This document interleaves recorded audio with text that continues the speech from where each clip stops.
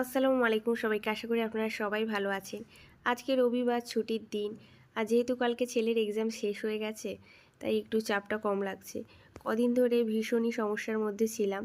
এদিকে আমার শরীর অসুস্থ, তার উপরে ওর এক্সাম চলছে। দুটো মিলেই সত্যি খুব অসুবিধা হচ্ছিল আর কি। তো এদিকে আমি রান্নার জোগাড়টা করে নিয়েছি আর রান্না করছিলাম। আর আজকে যেহেতু ছুটি আছে আর অনেক দিন খুদ ভাত খাইনি, তো একটু খুদ ভাত বানিয়েছি। আর আমি এদিকে ভর্তা মাখাচ্ছি আর ছেলে দুষ্টামি করছে, গাড়ি নিয়ে বারবার ক্যামেরার সামনে আসছে। বলছে আমার ভর্তাতে তুমি কেন ঝাল দাওনি, ঝাল দিলে তো তুমি তো খেতে পারবে না, সেই জন্যই।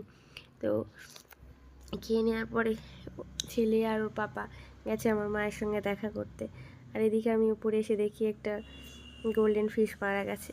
অ্যাকচুয়ালি এগুলো তো অক্সিজেন না দিলে বাঁচে না, তবু অনেক দিন ধরে ছিল আর কি বেঁচে।